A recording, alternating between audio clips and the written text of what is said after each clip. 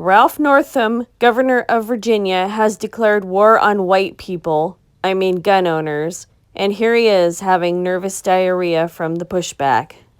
I believe wholeheartedly in the constitutional right of citizens to come to their state representatives and make their views known. I also believe in the right to debate and the right to assemble. And I believe in the right to bear arms. I believe in the right to bear arms, but of course a tyrant's going to say but. Hello, internet friends. My name is Susie. I am your hostess. Welcome to It's Okay to be Clown-Pilled. We are going to break down this tyrant's speech when he announces that he has signed an executive order declaring a preemptive state of emergency. He's declaring a state of emergency beforehand. What a loser.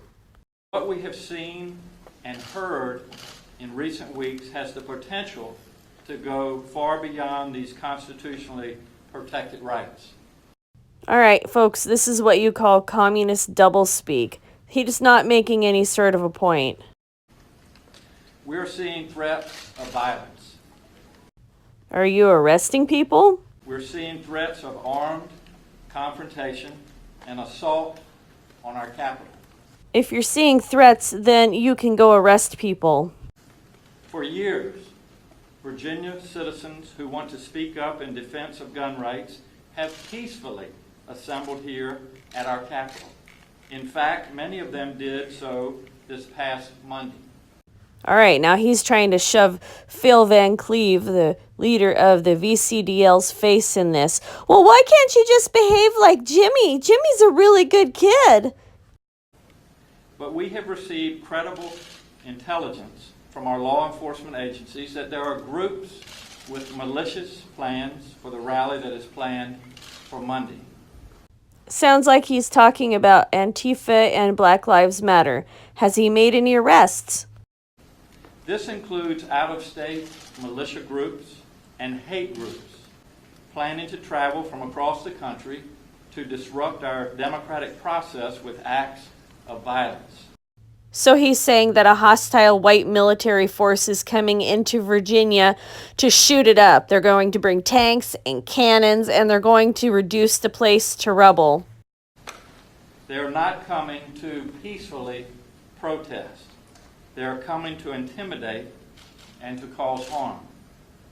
State intelligence analysts have identified threats and violent rhetoric similar to what has been seen before other major events, such as Charlottesville.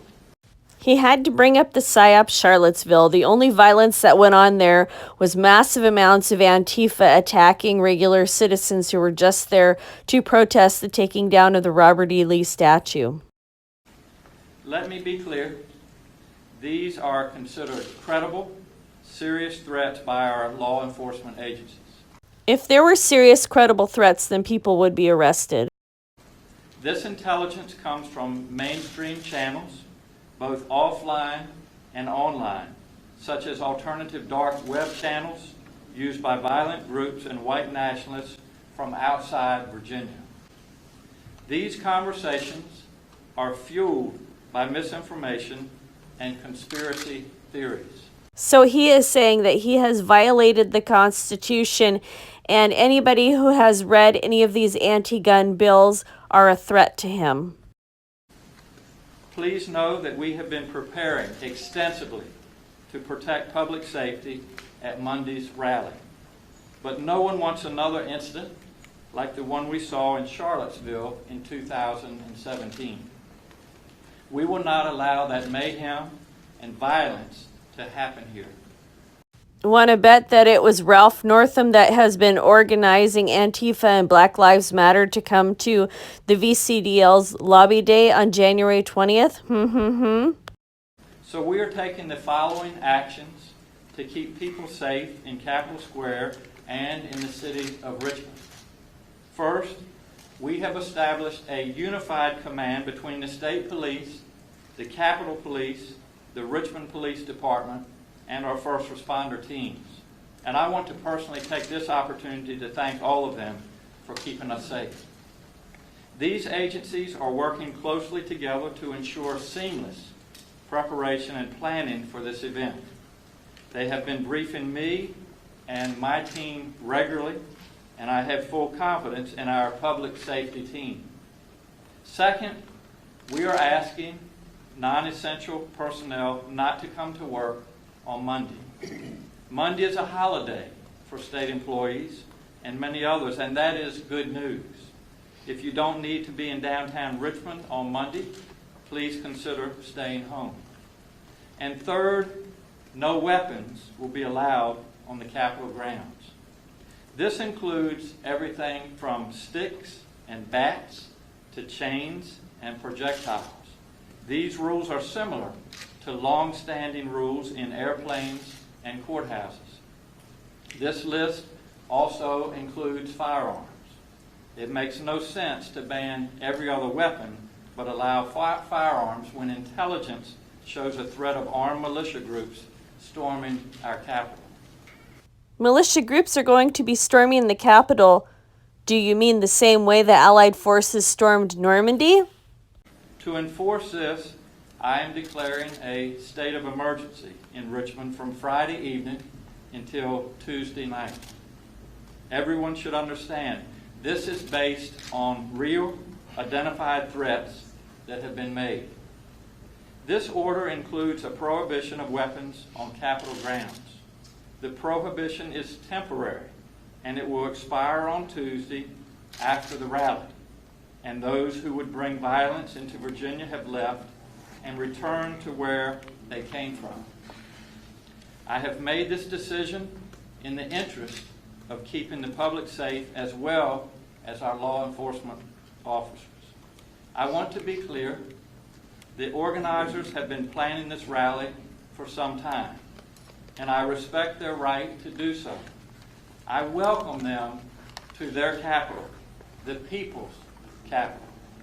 I believe them when they say that they intend this to be a peaceful event where Virginia citizens express their beliefs to their elected representatives. That's what democracy is. Unfortunately, they have unleashed something much larger, something that they may not be able to control. And so I call on them to disavow anyone who wishes to use Monday's rally to advance a violent agenda. And I call on them to discourage people from other states from coming to Virginia with violent intent. Literally nobody is coming into Virginia with violent intent except for paid protesters like Black Lives Matter and Antifa. Hate, intimidation, and violence have no place here. I want to be clear. Virginia is always open for citizens of our state to meet with their elected leaders peacefully. That remains the case this coming Monday. Hundreds of Virginians do this every day. Most recently, earlier this week, the NRA hosted its annual lobby day. Hundreds of Virginians participated, and the day passed without incident. That is what peaceful events look like. Northam reminds me of an alcoholic parent with a favorite child. The child that can get away with murder, which is the NRA, and then the child that always gets abused. It doesn't matter how good or how well the child behaves. Phil Van Cleve and the VCDL are a threat to Northam, and he's scared. I thank the NRA for hosting a peaceful event. Now, I call on the Virginia Citizens Defense League and its members to follow the NRA's example and make your event a peaceful display too, as you have done in the past. Please do not dishonor Virginia or your cause.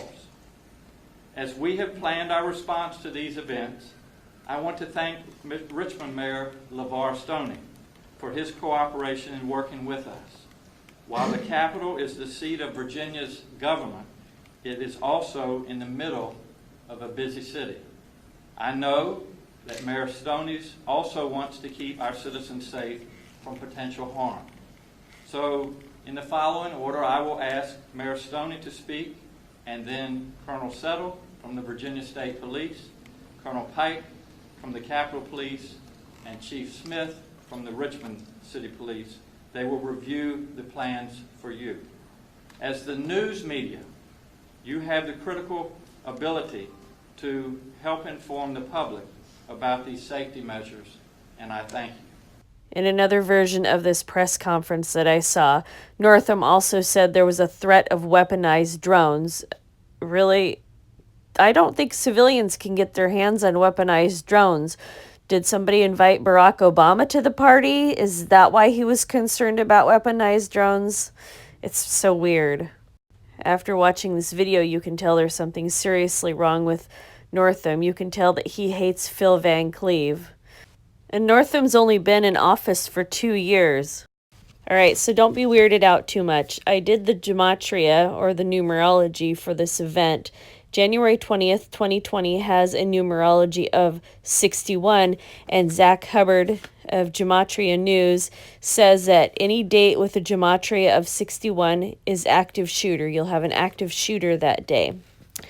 All right, so things that are 61 in numerology, I have active shooter, casualties, armed Americans, CIA operative, CIA infiltration, white nationalists, assault rifle ban, civilian population, white nationalists arrested, paramilitary activity prohibited. All right, so there were 3 fellas in a white nationalist group called The Base. So funny. The Base. And they were arrested for having a gun and some bullets. All things that are legal, so it's pretty weird.